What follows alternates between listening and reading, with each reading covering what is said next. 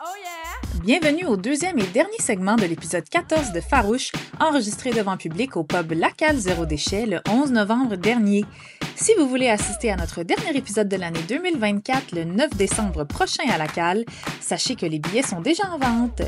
Cet épisode est une présentation d'Eros et compagnie et de la boutique Belle et Rebelle. Bonne écoute!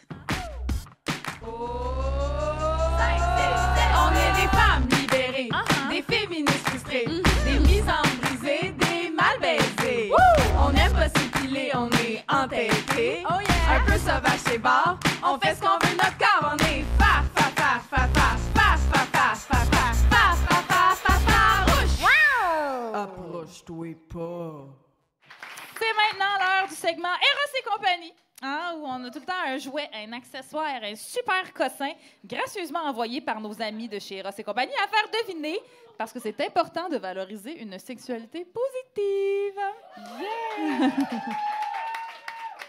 Et je vais me fermer les yeux, je vais pas les bander, je vais pas scraper mon make-up, puis et tenter de deviner au toucher quel est le jouet du jour. Oui. Alors, c'est complexe. Il y a beaucoup de choses dans le panier aujourd'hui. Pas ça. Fait que pas ça. Pas ça. Désolée, la pub, la cale zéro déchet. Il y a quelque chose en velours. Sors l'affaire en velours. OK, je sors l'affaire en Puis le velours. reste, donne-moi les. OK. Donc, on a...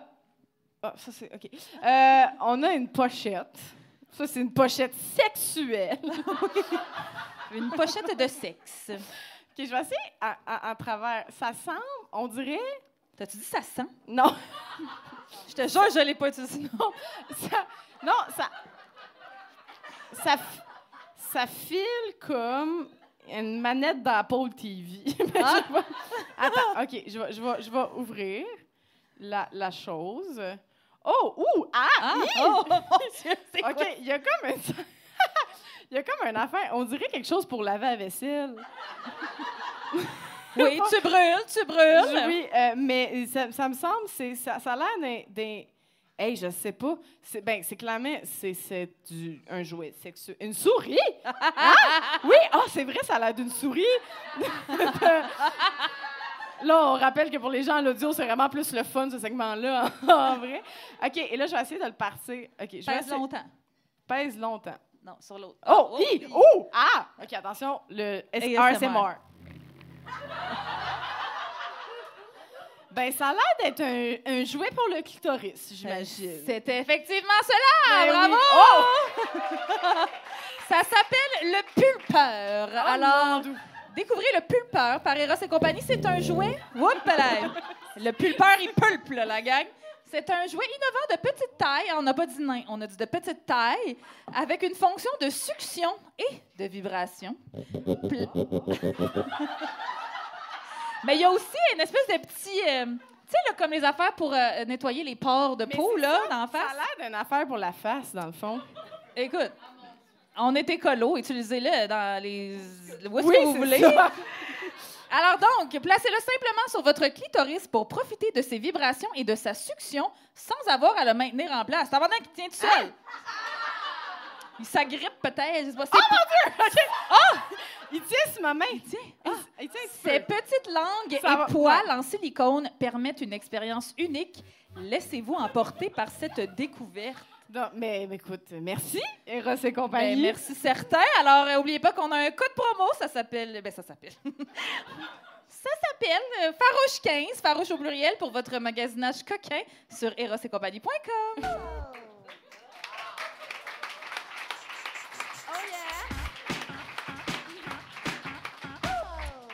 On est toujours en compagnie d'Elkana Talbi et de Manon Massé. On est rendu au segment entrevue, plus en profondeur, pour apprendre à connaître encore plus la farouche qui sommeille en vous. Mesdames, alors agrippez vos micros, ça part. Ça part, mais à chaque fois, on demande qu'est-ce qui anime votre féminisme ces temps-ci particulièrement?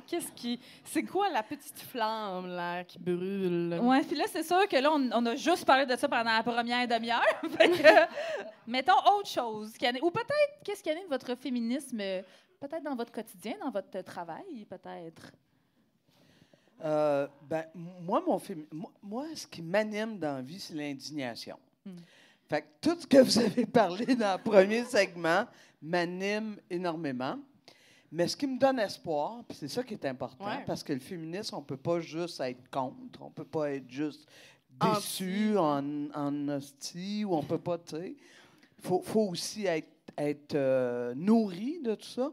Et pour moi, ce qui me nourrit énormément, ben, tantôt j'en parlais, c'est de voir que 77 000 personnes ont dit en peu de temps, nous, on pense que la contraception, c'est quelque chose qui devrait être gratis. Je pense à votre émission, à votre podcast. Émission, je suis vieille. Notre programme. C'est un beau mot, hein? C'est un beau mot, un beau programme. Ça, pour moi, c'est ce qui me donne l'espoir. Et c'est précieux parce que, comme vieille féministe, je vais le dire de même, ça fait longtemps que j'ai compris que les luttes, il faut lutter, il faut être debout, mais il faut toujours célébrer les plus petites victoires comme les grandes, parce que c'est comme ça qu'on réussit ensemble à passer au travers. Fait que vous êtes une de mes victoires. Oh, mon Dieu! Merci, Manon. Toi, t'es notre victoire. Toi.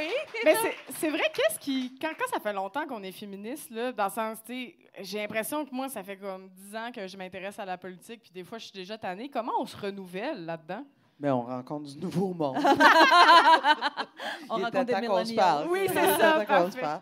Non, mais sérieusement, tu sais, je veux dire, avant moi, il y en avait des féministes. Avant elle, il y en avait d'autres. Avant elle, il y avait d'autres. Je veux dire, la question des droits humains, pour moi, c'est une question de course à relais. Puis on se passe le relais, puis on fait des reculs. Il faut l'admettre, là. Tu sais, ce qui se passe aux États-Unis, c'est un recul. Alors, mais quand on recule, il ne faut pas que nous autres, on recule. Nous, il faut continuer d'avancer ensemble. Puis quand on est fatigué, c'est correct de prendre une pause puis de dire « OK, là, moi, je passe le relais, puis il y a du monde qui vont courir. » Puis je vais revenir parce que c'est viscéral, nos droits. C'est viscéral de vouloir changer le monde. Fait que c'est ça. Fait que moi... prends une pause, tu en as besoin, mais s'il te plaît, arrête pas parce que j'aime ça comment t'es féministe. Moi, ça va, je suis repimpée. On va faire 10! On est rendu plus loin que ça. On est rendu- ouais, c'est ça. Pas d'homme sur Terre.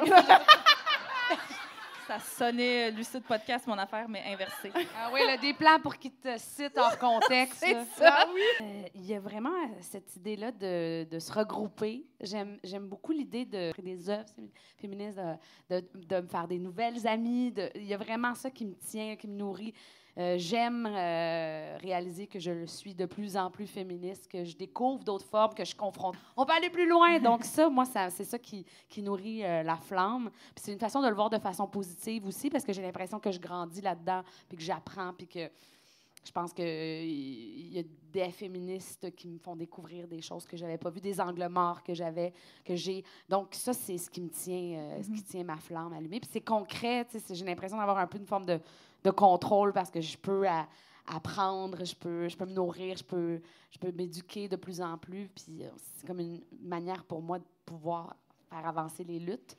Vraiment. Puis pas juste être déprimée puis me dire ça marchera pas, il n'y a rien qui se passe. Fait que ça, puis je pense qu'on se donne beaucoup d'énergie quand on se retrouve. Là. On en parlait pendant la pause. Là, j'étais là, oh mon Dieu, je ris tellement, ça fait tellement du bien. Là, j'étais arrivée ici en me disant, ah ouais, OK, là, je suis déprimée. Puis ça, pour moi, c'est ce qui nourrit le plus puis qui fait qu'on sait qu'on n'est pas tout seul là-dedans. Puis oui, se regrouper, l'importance Oui. de la sororité. C'est drôle que tu en parles parce qu'on voulait justement te parler du fait que, alors, Elkana, tu as cité Farouche dans une de tes chroniques à l'émission que tu fais à TV5 parfois, La vie est un carnaval. Ça nous a beaucoup touchés.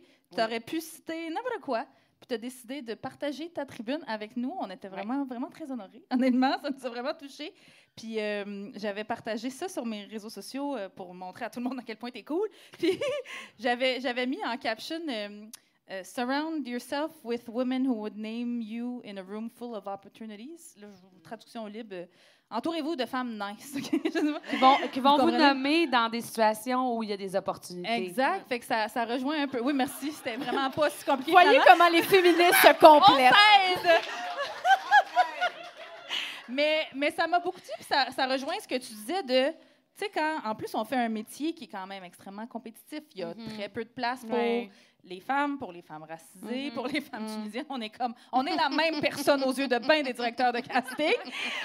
Puis toi, tu as quand même choisi la sororité. Oui, vraiment. Puis moi, je m'en fais un devoir. Tu sais, le fameux, on le sait, là, on est souvent tokenisé. Tu sais, souvent, moi, il y a des moments où je sais que les gens m'écrivent parce qu'il y a quelqu'un qui a fait « Ah oui, on en connaît une, elle! » Fait que moi, tu peux participer? Puis je fais « Ben, mettons que je peux pas, je me fais un devoir de faire, je ne peux pas, mais... » Et ça me prend du temps, là, parce que là, je vais chercher les courriels, dépendamment du projet sur lequel on voulait me voir. Je vais chercher les femmes que je connais en priorité. Après ça, mes frères racisés. Fait que là, je prends vraiment là, la peine de trouver les gens, de mettre leur nom, de mettre le courriel dans le nom, de mettre les liens s'ils veulent avoir un site. Et je fais le travail pour eux parce que si je fais juste leur dire « Non, je ne suis pas disponible », je sais ce qui arrive. Ça fait « Ah, ben, on a essayé. » Puis là, alors, on va prendre Pascal Bussière. non, mais pour vrai, fait que, tu sais, il y a ça aussi de faire toutes les opportunités pour parler de projets qui me tiennent à cœur, d'artistes qui travaillent et dont je sais que le travail a besoin de mettre de la lumière, puis j'ai la chance d'être à la place où je suis, ben je le fais parce que sinon... C'est ça. Sinon, c'est trop facile pour eux autres de s'en laver les mains et faire, ben on aura essayé. Exact. Il n'y en a pas de filles, fait qu'on ne les a pas invités pour Non, faire des c'est shows quand? d'humour. Il n'y en a pas de filles, on va en inventer une dans un bar de Gatineau. Eh oui, c'est arrivé. Comment la sororité en politique, toi, tu trouves-tu que c'est présent malgré tout? Dans le sens, je sais, vous l'avez eu rough, là, Québec solidaire, dans le dernier, On dans a eu la la dernière sororité, année. oui, Magané.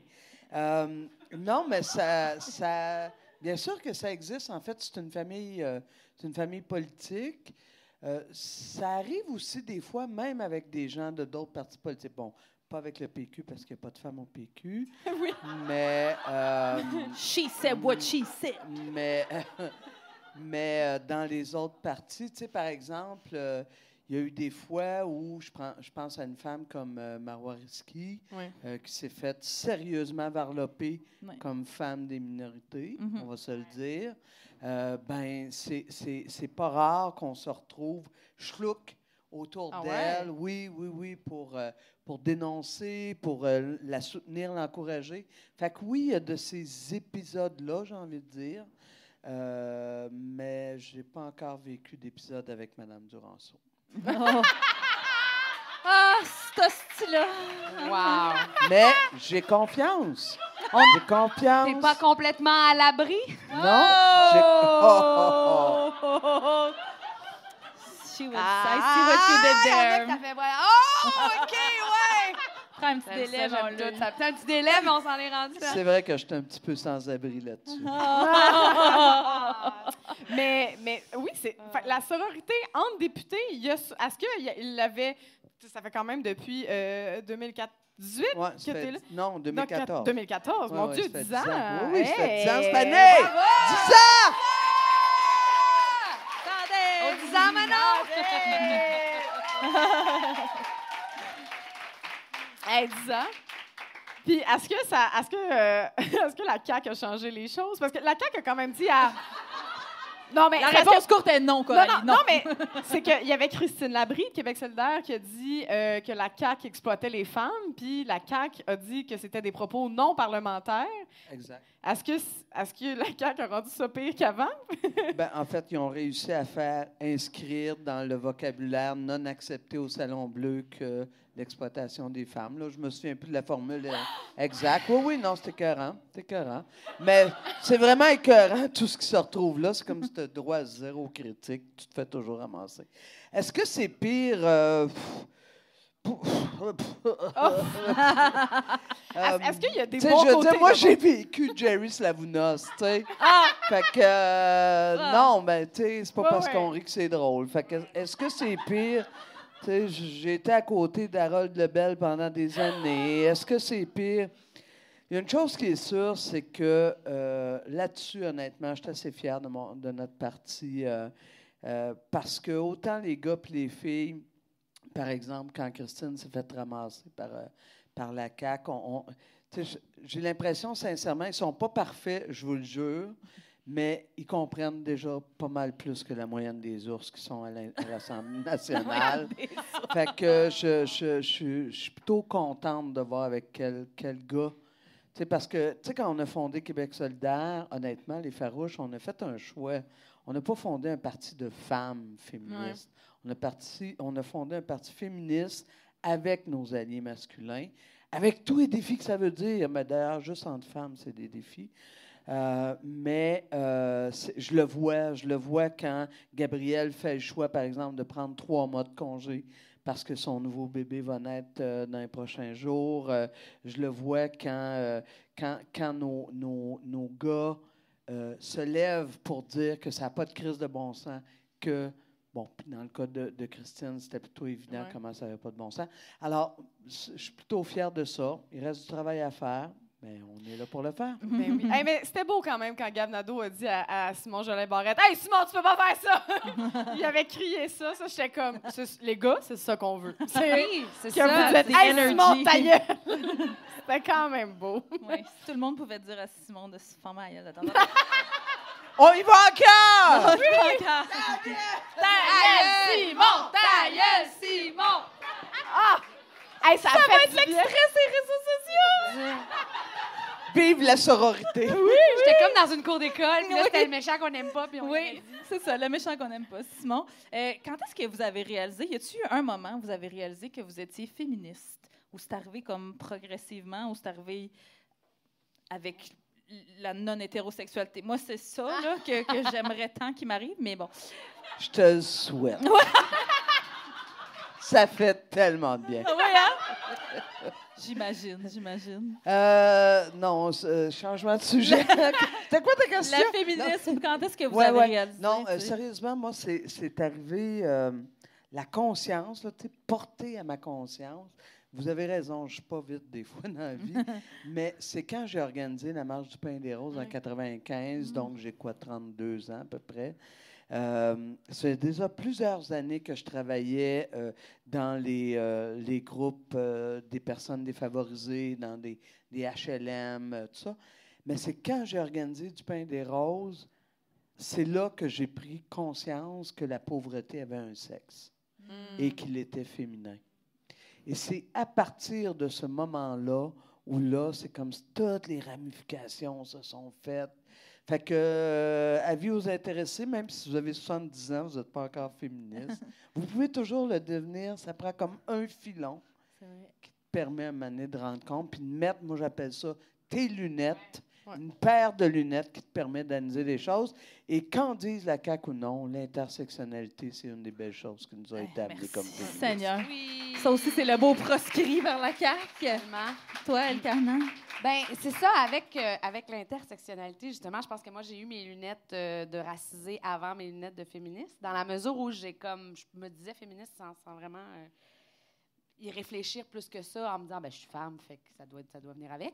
Mais il y a un moment où j'avais fait un truc pour la revue Jeu, ça fait une dizaine d'années, je pense. Puis c'était les nouveaux territoires féministes, puis elle m'avait posé une question, Catherine Lalonde. Puis là, je suis comme, ben, moi, je considère pas que ce que je fais comme spectacle est féministe, puis là, j'étais comme, ça m'était resté dans la tête après, puis elle m'avait un peu confrontée par rapport à ça. Puis là, je l'ai appelée le lendemain, puis j'ai fait, hey, je suis pas capable de dormir, puis là, je comprends pas, puis là, non, mais là, ça m'a vraiment bouleversée. Puis je suis comme, mais voyons, comment ça, j'ai dit ça, comment ça, je me suis détachée, pourquoi? Puis là, et c'est là que j'ai commencé à faire, voyons, il faut que ce soit actif. Mon féminisme n'est pas acquis ou juste parce que et là j'ai fait non, il faut que ça soit dans l'action, faut que j'assume que ce que je fais c'est empreint de ça. Ou c'est parce que tu associais ça à quelque chose de négatif? Peut-être il y avait peut-être un relent de ça bien loin, tu sais, quand on commence une carrière puis on veut pas être étiqueté, on veut que ça soit universel. Fait que là si on dit ce que tu fais est féministe dans le temps là, tu sais, j'étais comme ben non. Puis là, j'ai fait non, ça se peut pas, ça se pourra pas. Puis là, j'ai comme embrassé cette affaire-là. Comme tu disais, Manon, j'ai mis les lunettes et là, tu sais, c'était beau. J'ai fait, mon Dieu, c'est les plus belles lunettes au monde! J'adore! Évidemment, il y a un peu d'intersectionnalité aussi, mais ces lunettes féministes sont... Ça rend plus beau, les lunettes. Tu sais, moi, comme Blanche de 60 ans, là, privilège, en veux-tu, en v'là, honnêtement, quand dans le milieu des années 90, à l'époque, on disait double discrimination. C'était la façon de nommer les choses. Ah oui. Mais quand toute cette vision de l'intersectionnalité s'est imposée, moi, c'est comme... Là, je trouve que mes lunettes se sont éclaircies. J'ai vu beaucoup plus clair, puis j'aime mieux ça, même. Ouais. Yes. Yes, slay, madame, Yes, slay. queen! Mais, puis comment... moi, Manon, on voulait te poser cette question-là parce que, tu sais, comme il y a vraiment un nouveau mouvement d'appropriation du poêle. OK? Il y a le mes poêles, le poêle. Moi, je suis pas rasée, j'aime ça le dire, j'aime ça mettre mes aisselles dans la face d'un monsieur pour le gosser. Ça a vraiment l'air bizarre de même. Non, mais vous riez, mais je les ai montrés à TV, là, puis la grosse, à nouveau, quand j'ai fait le prochain stand-up, c'était écrit « Coralie Laperrière monte son poil sous les aisselles ». J'étais là « Ah oui, c'était ça, le juste ça, le headline. numéro », pendant 5 minutes. Tu sais, fait puis ta moustache est quand même un symbole féministe fort au Québec, je trouve. Non, mais pour vrai... Ah, n'ayons pas peur des mots! Non. Moi, faut que je te dise, Manon, j'ai une joke sur toi où je dis que je suis une vraie féministe. J'ai du poil en dessous des bras, je porte pas de brassière. Puis tous les soirs avant de me coucher, je fais des « Je vous salue, Manon Massé ». Je dis cette blague-là. Et elle est très appréciée. C'est ma joke préférée. Et fait que je me demande, tu sais, le monde, il t'achalait avec ça. Comment t'as fait pour comme faire fuck off? Je la garde, ma moustache, je l'aime. Comment t'as eu le courage de la garder? Écoute, premièrement, ce qui est fascinant, c'est que si tu regardes autour de toi, pas mal de femmes ont des moustaches. Ben oui. C'est ça. Alors moi, j'avais déjà une critique parce que tu disais que toi, tes racines premières étaient plus d'une perspective de lunettes antiracistes. Moi, c'est une lutte de classe. C'est de là que je viens, tu sais. Fait que dans la lutte de classe, j'avais comme catché que dans le fond, cette histoire-là, là, avec s'épiler, se maquiller, c'est une industrie qui voulait faire encore de l'argent sur notre corps. Fait que, déjà, moi, j'ai commencé par ce bout-là. Ceci étant dit, j'ai zéro fucking préjugé pour le monde qui se maquille. Je trouve ça beau. Mais soyez conscients qu'il y a une industrie en arrière qui veut juste avoir votre cash. Puis en vieillissant, ben, c'est ça qui est vraiment en crise, c'est qu'il y en a de plus en plus. Tu vas voir ça, Coralie. Ça vient. J'ai assez hâte. Là. Moi, je prends des médicaments qui font commencer ma moustache. J'étais comme, moi, m'a gardé ma moustache. Ma mère a fait, ben là. Isabelle, mêle-toi pas de ça. Ouais. On va aller prendre un café. Ils se sont parlé après. Non, mais je veux dire, à un moment donné, ils t'achalaient avec ça là, dans les Carrément. médias. Ben puis- oui, bien sûr. Pas juste dans les médias, je veux dire. Partout, parce que tu brises les normes, parce que... En fait, non, il y a été un temps, il faisait juste m'appeler monsieur, ça réglait le problème.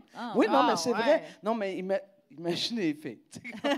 Imaginez-vous comme faux, là. Une fille en camisole, comme moi, là, hein? T'en vas au dépanneur, puis tu te fais appeler monsieur, tu fais comme, voyons, fuck. Correct, là. Tu sais, la joke de monsieur, je sais pas qui, là, Alpha, là, qui dit, en tout cas, c'est des niaiseries. Ceci étant dit, je veux pas aller là.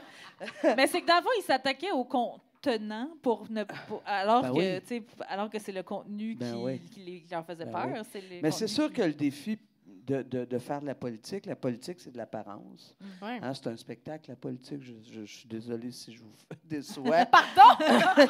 La démocratie et la politique, c'est pas la même chose, les filles. Mais c'est sûr que quand j'ai fait le choix de passer d'activiste à politicienne, c'est sûr qu'il y a plein de monde autour de moi qui ont dit « Hey, Chris, maintenant, tu vas te faire rentrer dedans. » Puis, moi, ça faisait trop longtemps, je travaillais dans un centre de femmes à l'époque où je disais aux femmes « Soyez vous-même. Soyez vous-même. C'est de même que vous êtes belle. » tu sais. Puis là, moi, parce que je m'en vais faire la politique, j'enlèverais ma moustache. Et je le dois honnêtement à cette espèce de statement assumé à Judith Lucier, qui est la première qui a eu le courage d'aborder la question avec moi au lieu d'écrire des niaiseries sur ma moustache et de m'en parler. Et on a fait une excellente entrevue à l'époque qu'elle était à Urbania. Oui. Et c'est ça qui a clos le bec à tout le monde. Puis, Chris, j'ai fait le débat des chefs avec ma moustache. Yeah! Je vous salue, Manon Massé. Ben, je vous salue, Et là, en plus de savoir que tu as étudié en théologie, moi, je trouve qu'en tout cas, ma blague est géniale en ce moment. Finalement, ton rêve de curé... Ça s'en vient! Grâce à Coralie. Exactement, Sainte maintenant. Coralie est en train T'es de... pontifié. En tout cas, Saint- Saint- Ouais, C'est cette ça, affaire-là. Je sais pas, j'invente. Elkana, c'est pas la première fois que Coralie, toi et moi, on se retrouve autour d'un micro. Justement, tout est dans tout, parce que la première fois, c'était au micro de Judith Lucier, justement. Ah oui, c'est vrai. Pendant la pandémie, dans son défunt podcast Les Sorcières. Oui. On en a parlé dans l'épisode qu'on a fait avec Judith, justement, en juillet dernier. On avait été invités toutes les trois, puis on a entre autres parlé du concept de le luxe de se voir partout. Hein, qui est une phrase qui est tirée de ton recueil de poésie Pomme Grenade, que je conseille à tout le monde. On se demandait, mettons, parce qu'on disait ça, on faisait des liens avec toi, évidemment, dans ton milieu, ou en tout cas les femmes racisées en général. On a l'impression qu'on chiale quand on demande une petite part de gâteau, mais c'est qu'on n'a pas le luxe, nous, de se voir partout comme les personnes blanches. Toi, madame de théâtre, là, une metteuse en scène qui ne fit pas dans le moule traditionnel des gens de chez Duceppe, là, comment tu trouves ça? Comment tu embraces ça? On n'est pas à ton premier barbecue théâtral, mais quand même, Duceppe, ça a quand même une espèce de prestance de moins en moins ces dernières années. Mais vraiment, de moins ça a en moins, parce changé, que pour l'anecdote, alors, il faut comprendre que moi, j'ai joué dans toutes les salles de la Place des Arts, sans exception, certaines plus qu'une fois. Hey, work! Pourquoi il y Ben a pas oui, là! d'applaudissements là-dessus? Merci. Et jusqu'à il y a 4 ans, la seule salle dans laquelle je n'avais jamais joué, c'était le Théâtre du Cep. Ben non! Alors que je suis comédienne. Fait que ça, c'était comme un running gag entre amis. Chez moi, je suis comédienne, mais j'ai joué à Wilfrid Pelletier, à la Maison Symphonique, à Maisonneuve, mais j'ai jamais joué à Duceppe. Et quand il y a eu le changement de direction avec les 2 garçons qui sont venus à la direction, bien là, comme par hasard, les metteurs en scène, les metteuses en scène qui étaient présentes, ben c'était plus ma génération. C'est des gens qui m'ont invité à être sur scène. Donc, ça a changé. Fait que pour moi, Duceppe est devenu assez rapidement l'endroit où j'ai le plus joué au théâtre, assez ironiquement, alors que c'était l'endroit où j'avais jamais mis les pieds. Fait que c'est sûr que je me considère très choyée, mais c'est clair que c'est quand même un revirement, un petit 180, parce que j'avais jamais mis les pieds avant ça. Ouais. Puis là, la dernière fois que j'étais sur scène, c'est l'année passée avec Docteur. Il y a quelqu'un dans le public qui avait mentionné que c'est pour lui, ce qu'il voyait à Duceppe maintenant, c'était meilleur que tout ce qu'il avait vu avant. Puis pour lui, c'était un gage d'avoir un accès à la société contemporaine, puis réellement au pouls du Québec d'aujourd'hui. Fait que je suis positive quand même sur ça. Je pense que le théâtre doit refléter nos sociétés. Puis je crois que Duceppe fait quand même un bon travail pour les personnes racisées et des personnes de la diversité avec un grand D, que j'aime dire. C'est de mieux en mieux. C'est de mieux en mieux quand mais même. c'est ça, le luxe de se voir partout, c'est aussi le pouvoir de tirer des gens avec eux vers le haut. Puis nous, pas toutes les fois, nous, c'est ça qu'on a besoin, les personnes de groupes marginalisés, que des personnes en position de pouvoir, qui sont souvent des personnes blanches, des personnes hétéros, nous tirent avec eux autres, nous donnent la première chance. Toi, y a-tu quelqu'un comme ça qui t'a donné une première chance? Caroline, oui, j'ai l'impression de dire oui, c'est sûr qu'il y en a plein qui m'ont donné, mais peut-être pas une première chance. Je pense que j'ai été assez choyée pour croiser des femmes, je veux dire des femmes parce que c'est beaucoup ça. Je travaillais beaucoup avec des femmes qui m'ont permis d'avancer, des femmes blanches. Et ça, c'est assez précieux, que ce soit au niveau de la radio, au niveau des médias. J'ai quand même eu des femmes qui m'ont accueillie à des émissions de radio et tout ça, où j'ai commencé à faire un peu ma place. Mais c'est sûr que c'est toujours tu sais, avec ce qui se passe en ce moment, on est toujours à une décision de perdre tout ce qu'on a. Puis je pense que c'est la même chose aussi pour la diversité, dans la mesure où, oui, il y a des portes ouvertes, mais on est toujours à une décision que le monde... Parce que là, ça va, là, on coupe, il y a moins d'argent, il y a moins de budget, fait que là, soudainement, on devient de moins en moins important. Puis, tu sais, au niveau de la télé et tout ça, oui, il y a des avancées, mais on est quand même souvent, tu regardes, tu fais « Ah oui, il y a de la couleur à l'écran, mais ce sont tous les rôles secondaires.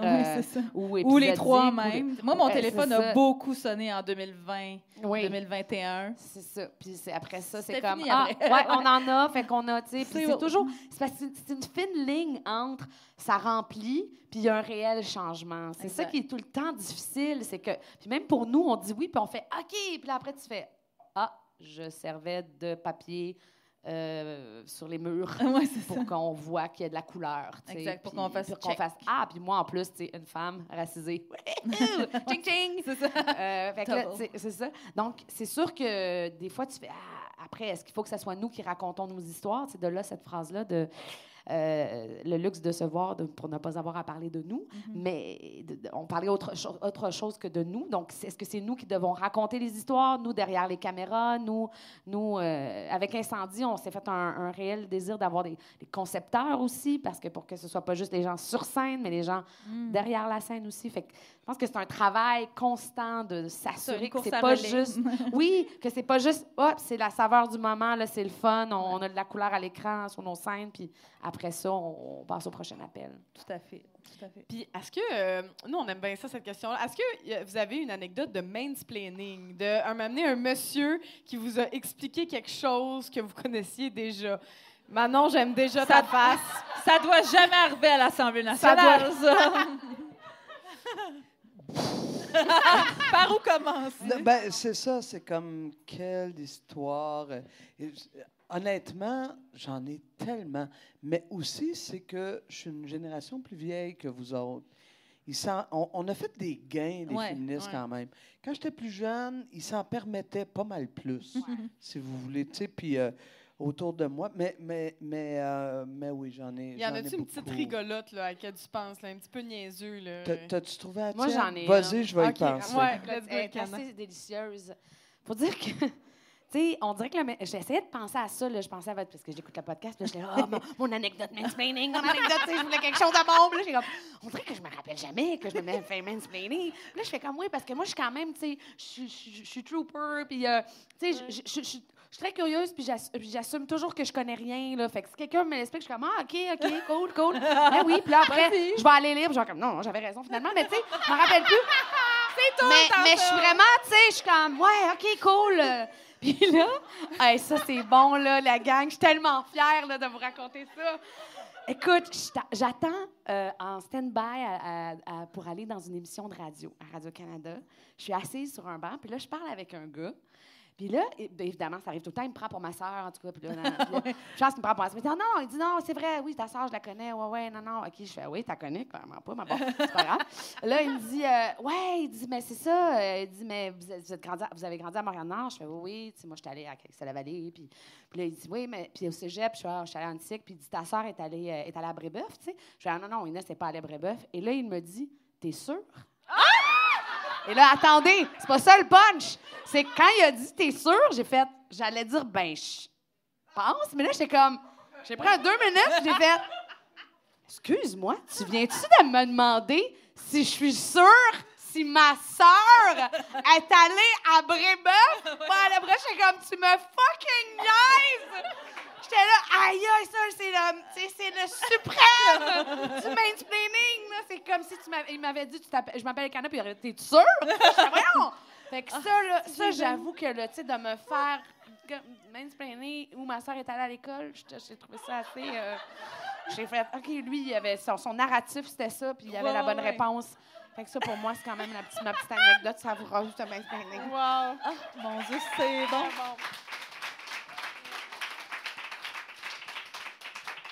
Sont audacieux, hein? The audacity, c'est ça que je voulais dire. Oui. Manon, ça t'a-tu surpopé? Oh non, ça me porte pas. Ça t'a pas Il y en a trop! Il y en Ça a me trop. tente même pas Ah, que ça me pop non On plus. peut pas revisiter ça. J'ai l'impression que c'est tellement encore présent en 2024. Puis des fois, c'est plus subtil aussi, c'est plus insidieux, c'est moins clair Je que pense ta sœur. ouais, ben ça c'est Ça, c'est plutôt assez clair. Mais je frontal. pense aussi que c'est parce que ça continue d'être reproduit dans nos médias, reproduit dans... Fait que c'est encore assez ronronnant. Fait que non, puis continuons à partir à rire quand on dit comme ça. Oui. Mais j'avais Stéphane Dompierre a écrit cette semaine dans la presse une chronique qui disait que il paraît que 46% des hommes pensent que si jamais il y a un pilote qui mourrait dans un avion, 46% des hommes pensent qu'il pourrait le faire atterrir. Cute! I kid you not, OK? Et quand ils ont demandé à des femmes, il y a quand même 20 des femmes qui pensent, mais tu sais, je pense que 20 sont comme, ben, Chris, je vais essayer. Mais les gars, 46 des hommes sont convaincus qu'ils seraient capables d'atterrir un avion. C'est ça. Je voulais vous partager cette anecdote. Ah oui, moi, j'ai été journaliste sportive là, quelques années quand même. Le nombre d'hommes qui pensaient, mettons, qu'ils seraient capables de retourner un service de Serena Williams. Serena Williams! Je suis comme la fille, elle a gagné 108 000 trophées. Elle te plierait en 3 puis te rangerait dans un garde-robe avec son petit doigt. Mais toi, tu pourrais retourner un service. The audacity. J'ai haï. Hey, ben merci. Ben merci pour ce tour de table. Pour ce super tour de table. J'ai tout aimé. Oh yeah! C'est maintenant l'heure de ton édito, Coralie. Oui. Ah, oui. Oui. Oui, c'est moi. OK. Je me suis fait un personnage, soudainement. OK. Ouh, théâtre. Si j'étais américaine, je m'inscrirais à un cours de défense ces temps-ci. Karaté, jiu-jitsu, feng shui. Je googlerais « How to move to Canada ». Do I need to speak French to live in Montreal? Is Toronto really that bad? Si j'étais américaine, je ferais mon permis de chasse. Pas pour aller dans une manifestation de casquettes rouges, ben non, pour aller chiller avec des ours dans le bois. Si j'étais américaine, je prendrais rendez-vous pour me faire ligaturer les trompes de Fallope. By the way, il faudrait commencer à dire tubutérin, la gang. Fallope, c'est un monsieur. J'aimerais ça pas être obligée de dire son nom pour désigner une partie de mon corps. Fait que je me ferais ligaturer les tubes utérins. Là-bas, c'est privé. Quand t'as de l'argent, j'ai entendu dire qu'ils arrêtent de te paternaliser. Ah voyez, cut those mother makers! Je paierais le gros prix full price. Anyway, c'est moins cher qu'un bébé. Si j'étais américaine, je prendrais des cours de botanique. Je m'intéresserais aux plantes toxiques, aux plantes abortives. Puis je me ferais un petit jardin. Je vendrais mes remèdes anti-progéniture incognito. Pour pas me faire pogner, je mettrais ça dans un pot de gommille supposément amaigrissant. Hein? Les autorités n'y verraient que du feu. Si j'étais américaine, je ferais peut-être comme mes concitoyennes sur les réseaux sociaux qui se rasent les cheveux pour s'opposer aux standards de beauté patriarcales. Il n'y a rien qui dit « fuck le patriarcat » comme « je sais me servir d'un clipper puis j'aurais pas peur de l'utiliser ». Si j'étais américaine, je ferais le ménage de mon Facebook après avoir stalké le profil d'une ancienne amie du high school qui a voté pour Donald Trump. Ça va, Cathy? Sais-tu les nuits de sommeil que t'as perdues après 4 enfants qui te rendent aigri comme ça? Ou tu pensais vraiment avoir des meilleurs prix chez Target pour t'acheter une 108e Stanley Cup? Si j'étais américaine, je suivrais les conseils d'une créatrice de contenu qui a lu et étudié le Project 2025. Elle dit que si on est en couple et qu'on n'est pas certaine à 100% d'être dans une relation sécuritaire, il faut la quitter. Si on est en couple avec un allié, il faudrait peut-être l'épouser. On ne sait pas, peut-être que ça va prendre ça bientôt, avoir un mari pour avoir une carte débit. Si j'étais américaine et célibataire, je suis pas sûre que je coucherais avec des messieurs. Puis j'aurais peut-être peur d'être vue avec des madames puis celleux entre les deux. Heureusement, je suis au Québec. Je peux considérer ma petite alarme qui me rappelle de prendre ma pilule comme le doux son de ma liberté, une liberté fragile. Vous capotez pour rien. Trump, c'est aux États-Unis. Ça n'arrivera jamais ici. Ah oui, hein? Parce que tout le monde sait que les McDo et la misogynie, ça s'arrête à la frontière. Ça serait le fun que ça s'arrête à la frontière. Je vais me battre pareil si ça vous dérange pas. D'un coup, tu sais. D'un coup.